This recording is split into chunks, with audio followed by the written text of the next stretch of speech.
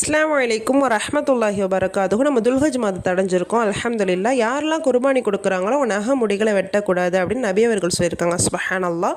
நிறைய பேருக்கு என்ன சந்தேகங்கள் இருக்குது அப்படின்னா, குடும்பத்தில் இருக்க அனைவருமே வெட்டக்கூடாது அப்படின்னு சொல்லிட்டு கேட்குறாங்க. அப்படி கிடையாது. நம்ம யார் பேரில் குர்பானி கொடுக்குறோமோ, அதாவது யாருடைய செலவில் கொடுக்குறோமோ அவங்க மட்டும்தான் நகை முடிகளை வெட்டக்கூடாது. சுப்ஹானல்லாஹ். இன்னும் சில பேருக்கு என்ன சந்தேகங்கள் இருக்குது அப்படின்னா, இப்போ பெற 5 ஆயிடுச்சு, அப்போ தான் எனக்கு குர்பானி கொடுக்கணும் அப்படிங்கிற ஒரு எண்ணமே வருது, நான் என்ன பண்ணுறது அப்படின்னு சொல்லிட்டு கேட்குறாங்க. நம்ம மார்க்கம் வந்துட்டு என்றைக்குமே நம்மளோட நீயத்தை மட்டும்தான் பார்க்கும். நம்மளுக்கு இப்போ போகிற 5ல் தான் நம்மளுக்கு பணம் கையில் வந்திருக்கு, நம்ம குர்பானி கொடுக்கணுங்கிற எண்ணம் வந்திருக்கு அப்படின்னா அதுக்கப்புறத்துலேருந்து நீங்கள் நகை முடிகளை வெட்டாமல் இருங்க இன்ஷா அல்லாஹ். இப்போ இன்னும் சில பேருக்கு நிறைய சந்தேகங்கள் இருக்குது. என்ன அப்படின்னா, இறந்தவர்களுக்கு குர்பானி கொடுக்கலாமா அப்படின்னு. இறந்தவர்களுக்கு நம்ம குர்பானி கொடுத்தோம் அப்படின்னா அது குர்பானியில் சேராது, சதக்கால சேரும்.